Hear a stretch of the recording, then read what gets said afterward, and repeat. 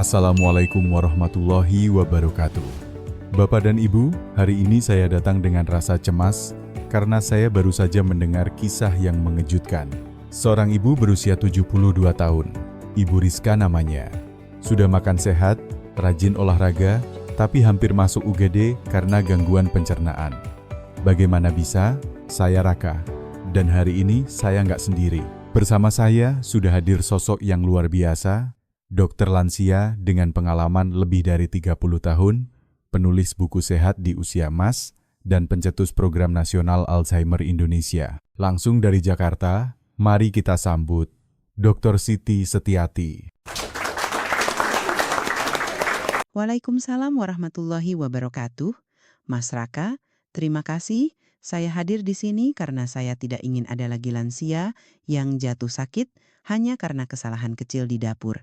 Ya, saya serius. Bapak dan Ibu, dengar ya. Ibu Rizka itu nggak minum soda, nggak makan gorengan, tiap pagi jalan kaki. Tapi suatu malam, tubuhnya hampir ambruk hanya karena racun dari kulkas rumah sendiri. Betul, banyak orang tua kita percaya bahwa kulkas adalah tempat paling aman. Tapi, tahukah Mas Raka, ada 8 jenis makanan sehat yang diam-diam bisa berubah menjadi racun saat disimpan di kulkas. Hah, makanan sehat berubah jadi racun. Astagfirullah. Saya jadi mikir, kulkas rumah saya sendiri tuh kayaknya penuh makanan itu. Dan itu masalahnya, Mas Raka. Ini bukan soal makanan instan atau minuman manis. Ini tentang makanan yang kita anggap sehat. Tep singkong, bawang merah, semangka utuh, kopi bubuk, daun kemangi, minyak zaitun, coklat hitam, dan kentang. Wah, itu kan makanan sehari-hari. Saya sendiri suka simpan semangka utuh di kulkas, katanya biar segar. Segar di lidah, tapi bahaya di perut. Proses pematangan semangka terganggu, antioksidannya turun, dan jamur mudah tumbuh. Bagi tubuh lansia, itu mimpi buruk Mas Raka. Jeda sebentar, kamu lagi nonton dari mana nih? Surabaya, Medan, Makassar, atau mungkin dari desa kecil di Kalimantan Barat? Tulis komentar dengan usia kamu ya. Aku benar-benar pengen kenal kamu lebih dekat. Semua komentar bakal aku baca, dan aku usahakan balas satu persatu. Saya masih nggak percaya, Bu Dokter. Tape singkong bisa bikin pencernaan rusak? Bukannya itu makanan tradisional yang sehat? Sehat, betul. Tapi hanya kalau disimpan dan dikonsumsi dengan benar. Tape singkong itu hasil fermentasi. Kalau disimpan di suhu ruangan dan dikonsumsi segera, manfaatnya bagus. Tapi kalau masuk kulkas, proses fermentasinya terganggu dan justru bakteri serta jamur tak diinginkan yang tumbuh. Alkoholnya naik, enzim rusak, dan perut bisa protes. Wah, saya jadi ingat. Almarhum nenek saya dulu suka simpan tape di kulkas biar awet. Ternyata itu bisa jadi penyebab dia sering sakit perut ya. Sangat mungkin Mas Raka. Banyak orang tua mengira mereka hanya masuk angin, padahal sistem pencernaan mereka sudah terkena efek akumulasi makanan yang berubah struktur akibat dingin kulkas. Dan itu baru satu makanan. Bagaimana dengan bawang merah? Bawang merah itu punya minyak atsiri alami yang bertindak sebagai antibakteri dan antioksidan. Tapi kalau disimpan di kulkas, dia menyerap kelembaban. Akibatnya, bawangnya jadi lembek dan jamur berbahaya tumbuh. Mikotoksin dari jamur ini bisa merusak hati dalam jangka panjang. Ini racun Mas Raka, tapi diam-diam. Jadi maksudnya, kulkas bisa membuat makanan berubah dari sahabat menjadi musuh? Tepat sekali. Bayangkan ya, kita makan bawang untuk sehat. Tapi cara simpan salah, malah dapat racun. Dan tubuh lansia itu lebih sensitif. Daya tahan tubuh menurun, pencernaan melambat. Sedikit saja zat beracun masuk, dampaknya bisa besar. Saya jadi ingin langsung pulang dan periksa kulkas. Tapi Bu Dokter, semangka juga masuk daftar makanan berbahaya saat disimpan di kulkas? Iya, semangka utuh perlu proses pematangan alami di suhu ruangan. Proses ini yang menghasilkan likopen dan beta-karoten, antioksidan yang sangat penting untuk tubuh. Kalau disimpan utuh di kulkas, proses itu berhenti. Dan struktur buah pun rusak. Dagingnya berair, membran sel pecah, dan jamur mudah tumbuh di permukaan. Ya Allah, saya kira makin dingin makin segar. Itu persepsi yang keliru, Mas Raka. Bukan semua makanan harus dingin untuk segar.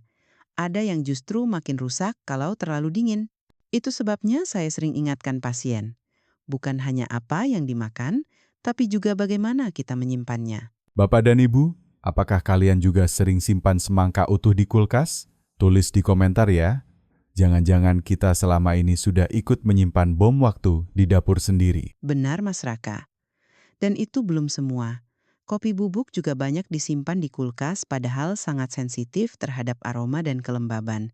Akibatnya, jamur halus bisa tumbuh, rasa kopi rusak, dan lambung bisa terganggu. Saya pikir kopi cukup aman. Kan sudah kering? Justru karena itu, kopi bersifat higroskopis, artinya mudah menyerap kelembaban dan bau. Di kulkas, dia menyerap semua aroma makanan lain. Rasa aslinya hilang dan kalau sudah terkena kelembaban, jamur mudah sekali tumbuh. Bagi orang tua, jamur halus ini bisa mengganggu lambung yang sudah lemah. Jeda sebentar ya, Bu Dokter. Bapak dan Ibu di rumah, siapa yang masih simpan kopi bubuk di kulkas? Ngaku yuk. Tulis di komentar, saya tunggu ya. Dan jangan lupa, sebut usia kamu juga. Supaya saya tahu siapa saja yang ikut jaga kesehatan bareng kita. Terima kasih Mas Raka. Interaksi seperti ini penting. Karena saya yakin, begitu kita sadar bahayanya, kita pasti mau berubah. Bu Dokter, apa Ibu Rizka juga simpan kopi di kulkas? Ya, tidak hanya kopi, beliau juga simpan daun kemangi, minyak zaitun, coklat hitam, bahkan kentang di kulkas. Semuanya terlihat sehat, tapi cara simpannya salah. Dan itu yang hampir buat beliau masuk UGD? Tepat. Saya ingat ekspresi kaget beliau saat saya jelaskan. Beliau berkata, "Saya kira ini cara terbaik agar tidak cepat busuk." Dan saya bilang, justru karena ingin awet, ibu menumpuk zat berbahaya di tubuh sendiri. Waduh, Bapak dan Ibu, dengar itu? Terkadang niat baik bisa berujung buruk kalau kita tidak paham ilmunya. Tapi kabar baiknya, tubuh kita luar biasa.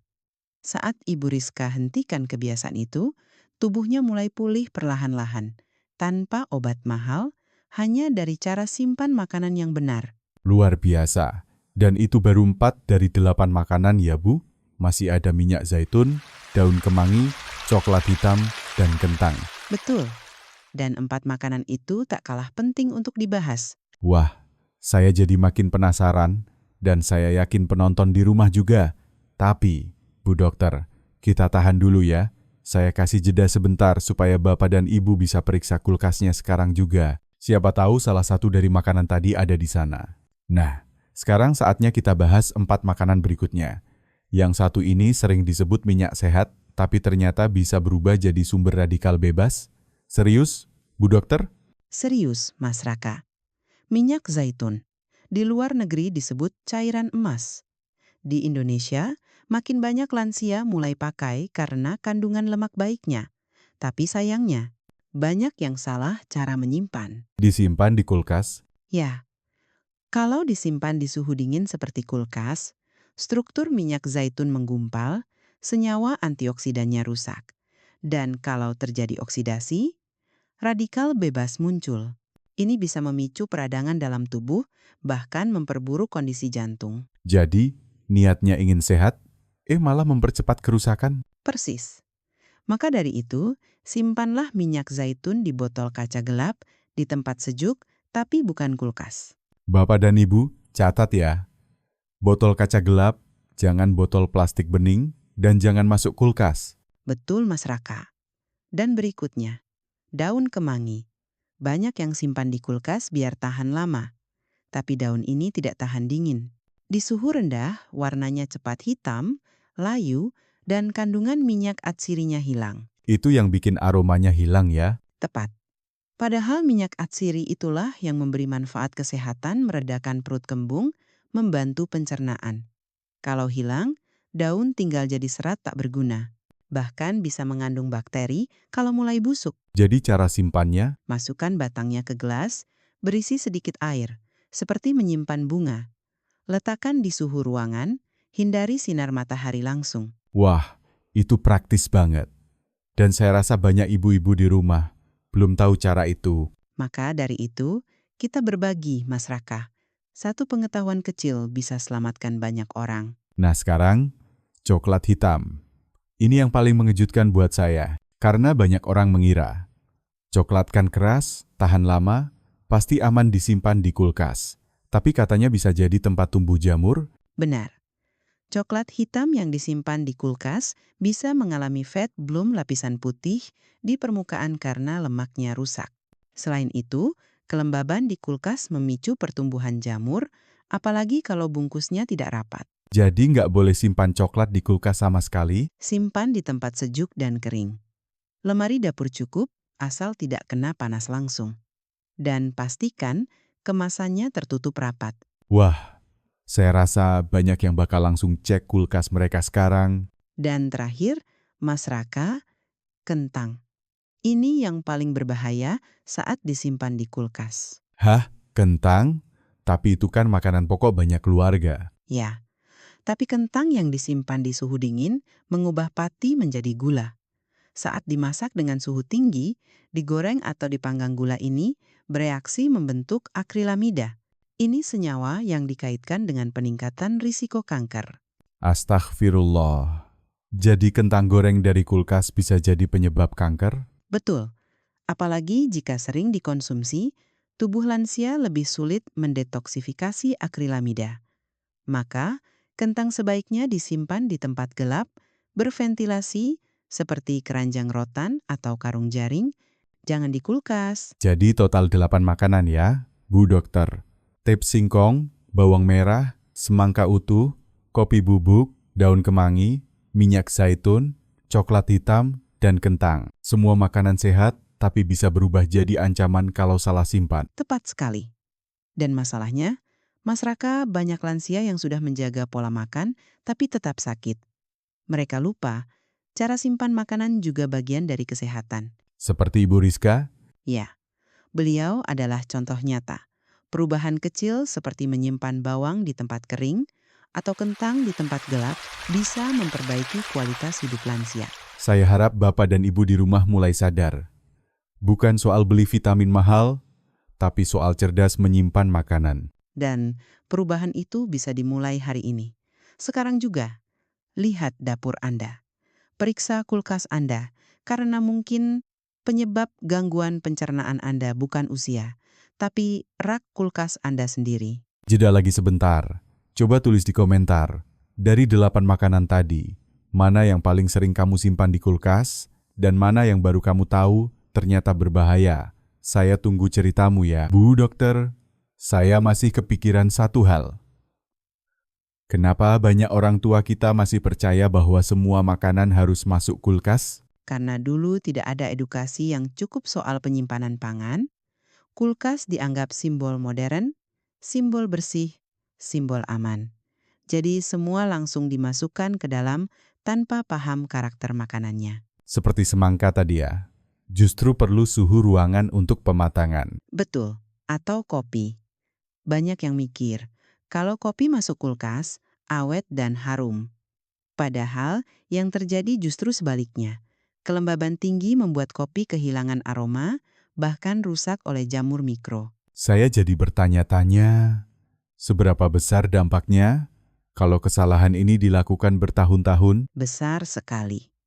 Bayangkan ya, tubuh lansia itu ibarat mesin yang sudah bekerja puluhan tahun. Kalau terus diberi beban racun kecil setiap hari, lama-lama mesin itu kelelahan.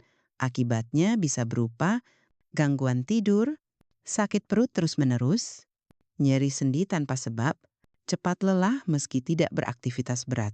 Dan keluarga kadang anggap itu wajar karena faktor usia. Padahal bisa jadi hanya karena satu hal, makanan sehat yang berubah jadi musuh karena salah simpan. Saya teringat Ibu Rizka tadi.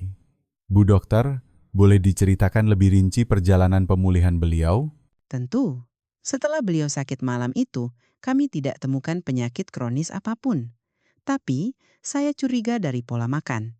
Jadi saya minta beliau perlihatkan isi kulkas. Ternyata hampir semua bahan masakan pokok disimpan di dalam tape, bawang, kentang, bahkan coklat. Wedau, Saya minta beliau coba eksperimen sederhana.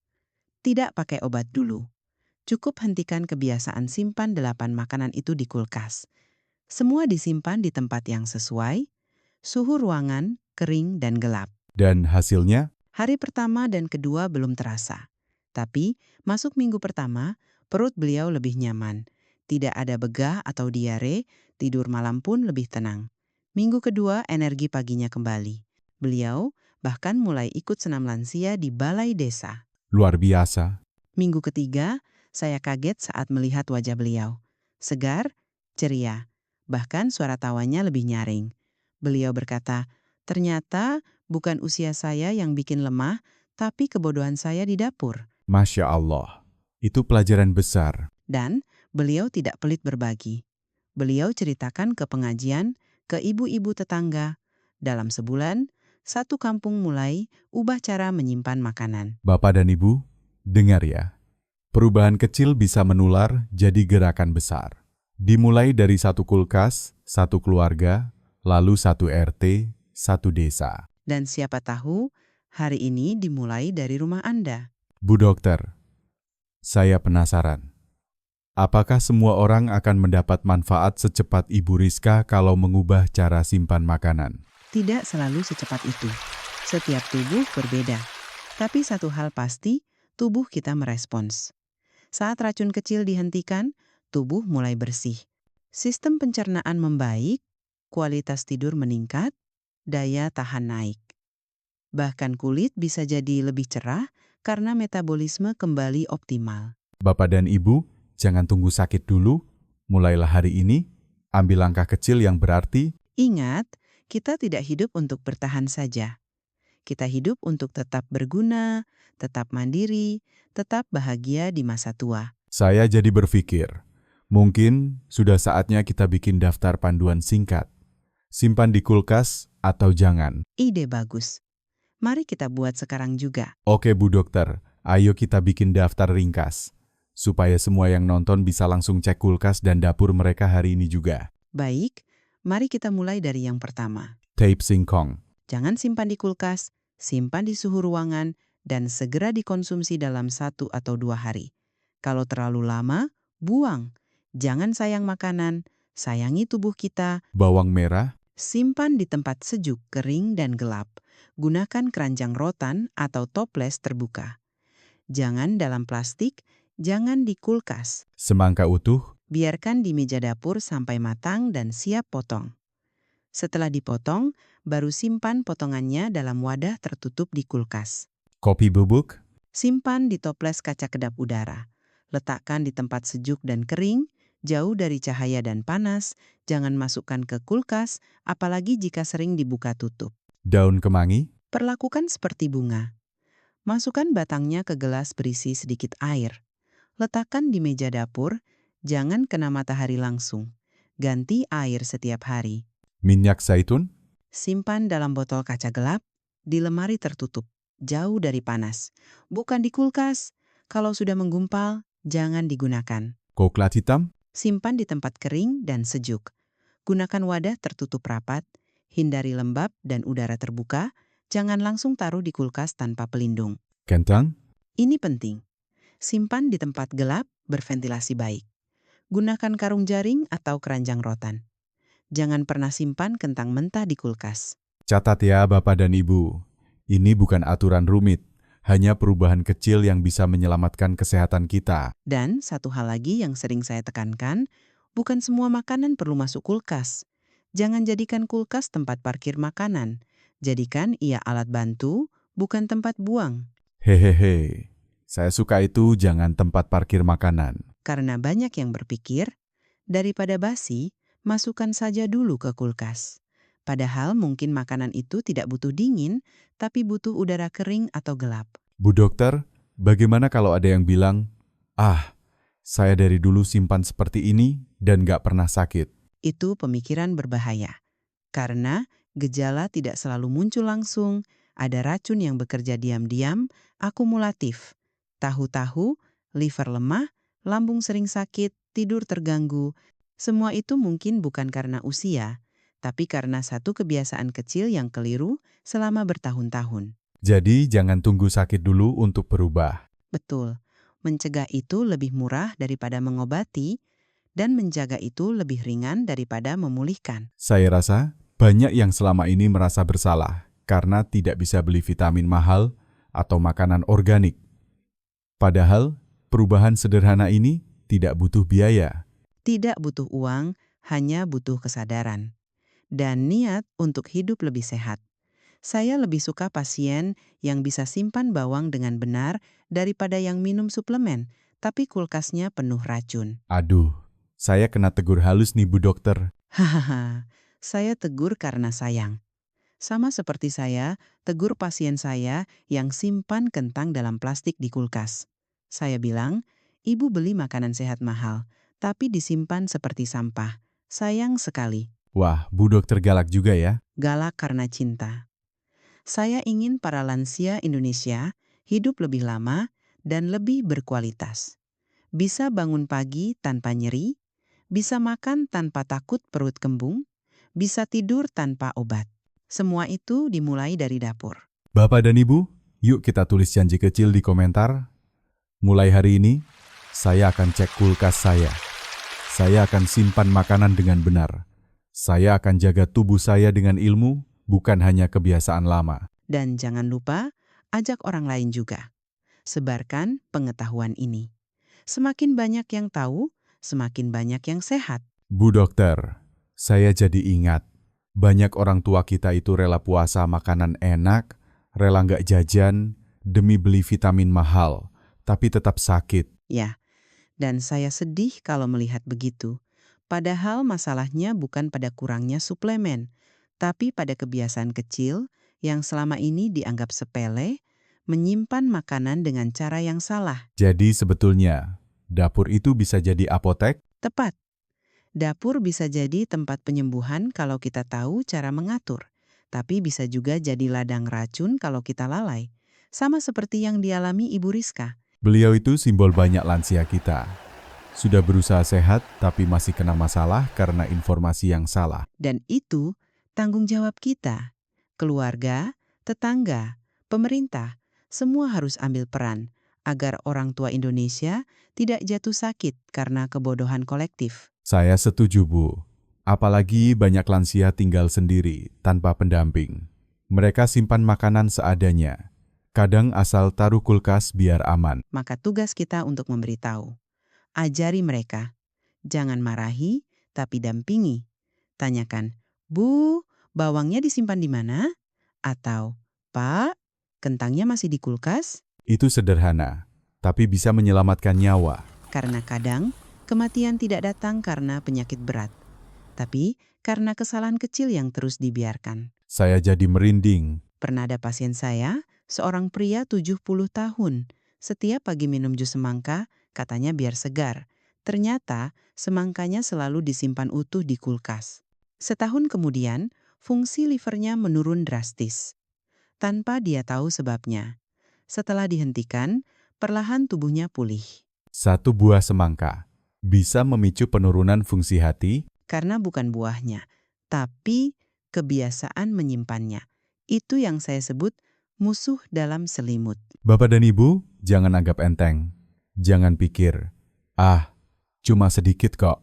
Sedikit demi sedikit. Racun masuk, tubuh rusak, kualitas hidup hilang. Dan saat tubuh rusak, apa yang terjadi? Tidak bisa jalan sendiri, tidak bisa makan sendiri. Harus disuapi, dimandikan, digendong ke rumah sakit. Itu yang paling ditakuti lansia, Bu. Bukan mati, tapi jadi beban. Saya sering dengar mereka berkata, saya tidak takut meninggal, tapi saya takut menyusahkan anak. Maka mari kita bantu mereka dengan memberi pengetahuan yang benar. Kita semua ingin masa tua yang bahagia. Bisa beribadah, berkebun, bercengkrama dengan cucu. Dan itu bisa dicapai.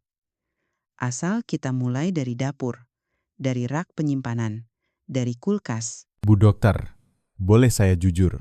Silakan, Mas Raka. Saya dulu simpan semua makanan di kulkas. Saya pikir semakin dingin, semakin bersih. Sekarang saya tahu saya salah. Dan saya berjanji akan ubah kebiasaan itu mulai malam ini juga. Saya bangga, Mas Raka. Dan saya harap semua yang menonton juga ikut ambil langkah yang sama. Bapak dan Ibu, yuk kita sama-sama bangun gerakan, cek kulkas hari ini. Foto isi kulkas kamu, lalu bagikan di media sosial. Tag teman, saudara, tetangga, ajak mereka ikut berubah. Karena perubahan kecil hari ini bisa menyelamatkan masa tua kita esok. Dan jangan lupa, kalau kamu punya cerita seperti Ibu Rizka tentang sembuhnya pencernaan atau tubuh yang makin segar, tulis di komentar. Siapa tahu cerita kamu bisa jadi penyemangat bagi ribuan lansia lain. Mari jadikan dapur kita tempat penyembuhan, bukan tempat penyimpanan racun. Saya rasa, sudah saatnya kita akhiri dengan pesan kuat. Mari hidup dengan penuh kesadaran. Makan dengan ilmu, simpan makanan dengan bijak, dan cintai tubuh kita dengan pilihan yang benar. Jangan kejar umur panjang kalau tidak disertai kualitas hidup.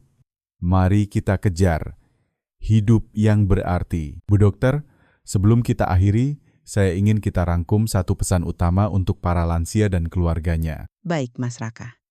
Pesan saya sederhana.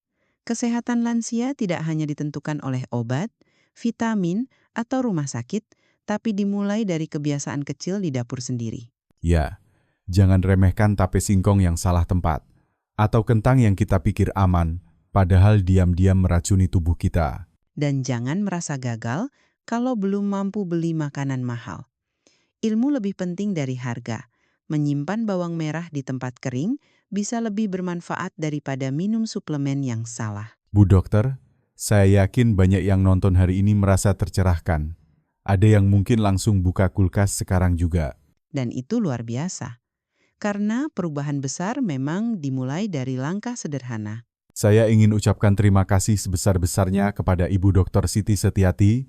Dengan lebih dari 30 tahun pengalaman, beliau telah menjadi pilar penting dalam dunia kesehatan lansia di Indonesia. Penulis buku Sehat di Usia Emas, dan pencetus program nasional Alzheimer kita semua, beruntung bisa belajar langsung hari ini. Terima kasih Mas Raka, dan saya harap semua penonton tidak hanya menonton, tapi bertindak, karena menunda bisa berujung penyesalan. Bapak dan Ibu, sebelum kami benar-benar pamit, izinkan saya tanya satu hal penting. Apakah Anda ingin menikmati masa tua dengan bebas, mandiri, dan bahagia? Kalau jawabannya ya, maka mulailah dari satu tempat, dapur Anda sendiri. Lihat isi kulkas, lihat rak bumbu, lihat keranjang sayur. Jangan biarkan makanan sehat berubah jadi senjata makan tuan. Jangan biarkan tubuh Anda jadi korban dari kebiasaan yang salah. Cegah sebelum terlambat. Ubah sebelum menyesal. Dan bantu sebarkan pesan ini. Kirim video ini ke grup keluarga, grup pengajian, atau tetangga sebelah rumah. Karena kita tidak tahu, mungkin satu share dari Anda bisa menyelamatkan satu nyawa. Bu Dokter, sebelum pamit, bolehkah saya minta satu kalimat motivasi penutup? Tentu, jangan biarkan usia menentukan kualitas hidupmu. Biarlah kebijaksanaan yang menentukan. Usia hanyalah angka, tapi keputusan hari ini menentukan apakah hari tua Anda akan diisi tawa atau air mata. Masya Allah. Saya Raka, pamit. Sampai jumpa di episode berikutnya. Dengan lebih banyak ilmu, lebih banyak inspirasi, dan tentu saja lebih banyak harapan untuk hidup sehat di usia emas. Saya Dr. Siti Setiati. Semoga Allah memberkahi setiap langkah kecil kita dalam menjaga kesehatan dan semoga masa tua kita dipenuhi syukur dan senyum setiap hari. Wassalamualaikum warahmatullahi wabarakatuh.